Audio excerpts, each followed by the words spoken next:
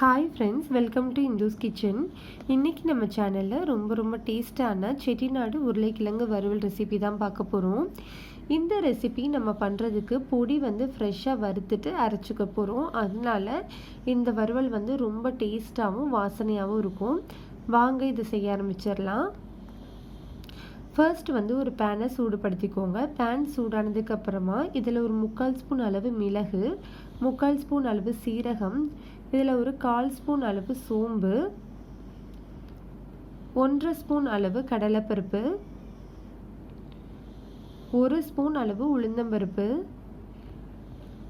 1 spoon அளவு வரமல்லி, 4 வரமிளகாய் சேர்த்துக்கோங்க. உங்கள் காரத்துக்கு ஏற்ற மாதிரி நீங்கள் மிளகாய் மட்டும் அட்ஜஸ்ட் பண்ணிக்கோங்க. இதில் ஒரு 2 கிராம்பு, ஒரு சின்ன சைஸ் பட்டை சேர்த்துக்கலாம். இது எல்லாமே சேர்த்ததுக்கப்புறமா ஸ்டவ்வை லோ ஹீட்டில் வச்சுட்டு நல்லா வாசனை வர வரைக்கும் வறுத்து எடுத்துக்கோங்க.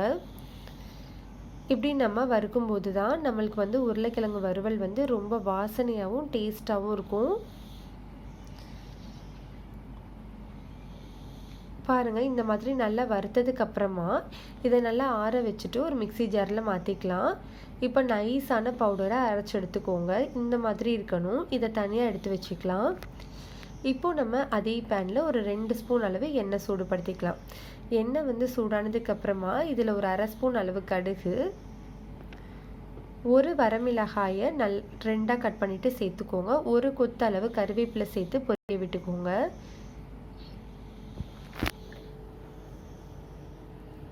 இதில் இப்போது ஒரு சின்ன சைஸ் அளவு இஞ்சி, 2 பல்லு பூண்டை தட்டிட்டு சேர்த்துக்கலாம். நீங்கள் இஞ்சி பூண்டு பேஸ்ட்டு சேர்க்குறீங்க அப்படின்னா 1/2 ஸ்பூன் அளவு சேர்த்துக்கோங்க. இதோட பச்சை வாசனை போகிற வரைக்கும் நல்லா வதக்கி எடுத்துக்கலாம். இப்போ இதில் ஒரு பெரிய வெங்காயத்தை நீளமாக கட் பண்ணிவிட்டு சேர்த்துக்கோங்க. மீடியம் ஹீட்டில் வச்சுட்டு வெங்காயத்தை நல்லா வதக்கி விட்டுறலாம்.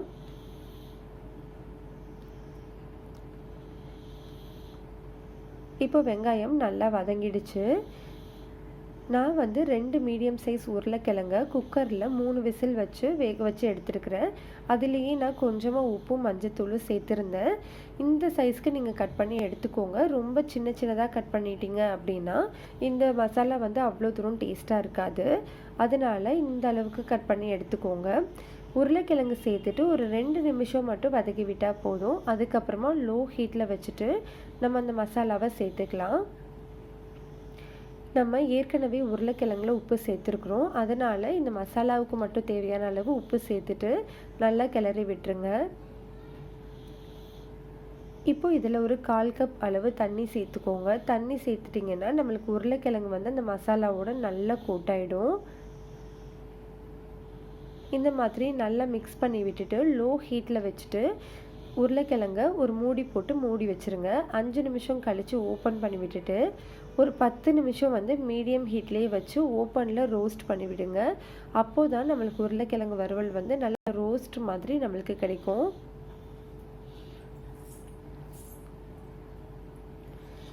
பாருங்கள், இப்போ 10 நிமிஷம் ஆயிடுச்சு. நல்லா ரோஸ்ட் ஆயிடுச்சு. பாருங்கள், உருளைக்கிழங்கு எல்லாமே தனித்தனியாக ஒத்தையாக இருக்குது. அவ்வளோதான், நம்ம இதை ஆஃப் பண்ணிடலாம்.